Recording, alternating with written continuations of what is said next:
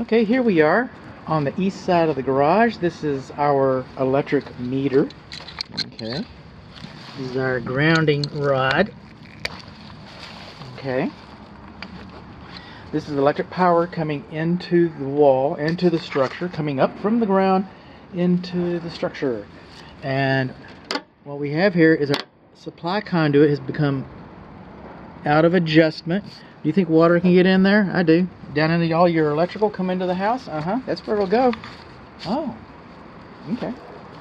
Let me come around here. Then three sides, it's leaves. Three sides should be sealed to help prevent moisture infiltration into the structure. Also, this is our lawn sprinkler control wires. You think water can get into that pipe too? Yeah, it can.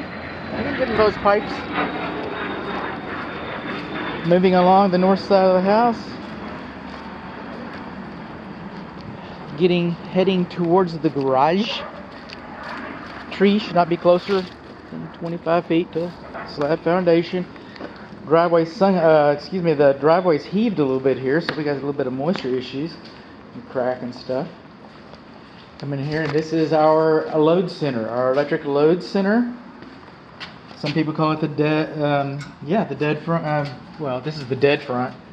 Some people call it the cabinet front. We're looking for scorches, that kind of thing. Okay, so we come in here, and I can see that the ground is labeled, and it can be labeled like that. I know that's sloppy, but there's our ground right here. Our ground located at slab, and then it's in Spanish too, I think.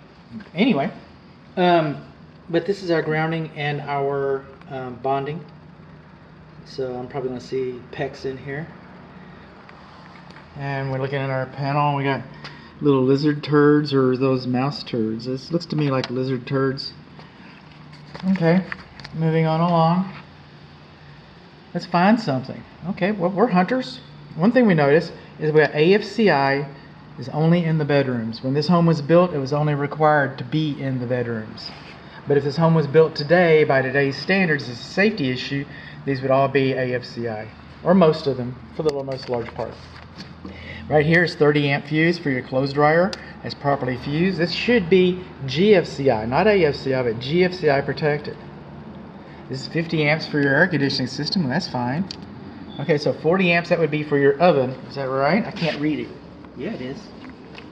Okay, we should have a lockout, little lockout spacer right in here, so you could turn this breaker off, lock it, go into the house, work on the oven safely, come out of the house and unlock it. And by it being locked, someone wouldn't just stroll through here undetected while you're in the garage, while you're there in the kitchen working on the oven, and it's to say, oh wow, why is that off? And turn it on. So that's just to save you. Okay. Then this is L1 and L2. They're supposed to have non-conductive covers on them. If you don't know that's hot, you don't belong in this box. I get it. But they're supposed to have a little, and again, that's a fairly recent requirement. 2015, I believe. So I don't do code inspections, but as a reference, sometimes I like to use that. Kind of illustrates what I know what I'm talking about. So what do we learn?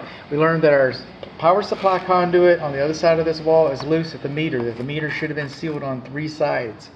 We learned that we do not have GFCI protection on the clothes dryer. We learned that we do not have a lockout. We learned, okay, we're going to go into some, we did learn that we do not have, L1 and L2 do not have non-conductive protective covers. And we also were informed that that's a recent deal. So what else did we learn? We learned some more stuff. These wires should not be in contact with the cabinet. Okay. And then we learned, where we're learning, see, this is printing. This is handwriting. Handwriting, printing. The manufacturer and code believes that this information should be printed, not handwritten. You can barely read it now, and that's why. So we learned that. We also learned that our cabinet is recessed. See, this is a dead front cover, right?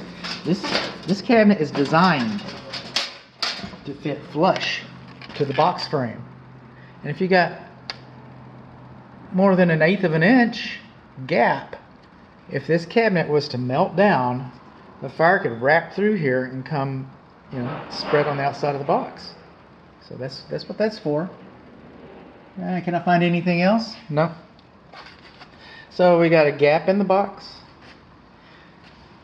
It's not properly labeled. There's our energy. Wires touching the cabinet.